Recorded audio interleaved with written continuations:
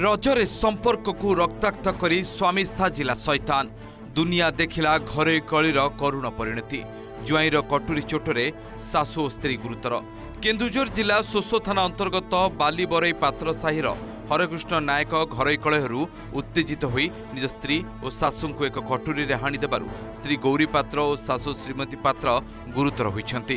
सेमानकु प्रथमे आनंदपुर उपखंड चिकित्सालय और परे स्थिति संकटापन्न हेबारु कटक एससी मेडिकल स्थानांतर करा जायछि।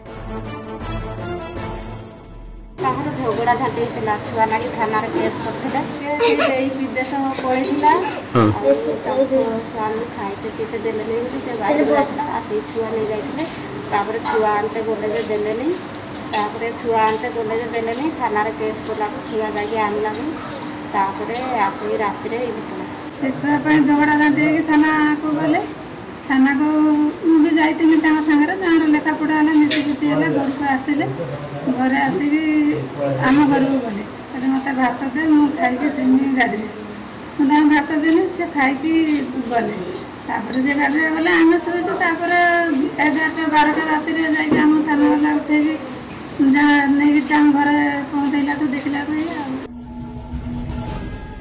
सूचना अनुसार हरेकृष्ण पूर्वर विवाह करथिबा बेले गौरी को द्वितीय विवाह करथिले। गौरी को दुईटी पुओ झियो थिबा बेले किछि दिन तळे से दुई छुआ को छाड़ी पेट पोषिबाकू तमिलनाडु चली जाइथिले।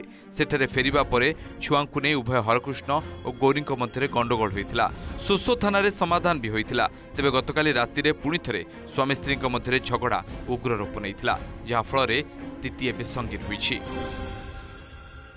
नाइ मो सेटा एफआर भी हेनी ता मेडिकल ता नै आइथु रात्रि काली आज्ञा एफआईआर तो देना मेडिकल अच्छा तो देना से गोटे ल अंडर अच्छे मुआड़े अच्छी देले एफआईआर करवा सर निजे घर लोक जी देले भी हम कहूँ कहले आज्ञा आम तो ट्रिटमेंट करूँ दौर कहते देना।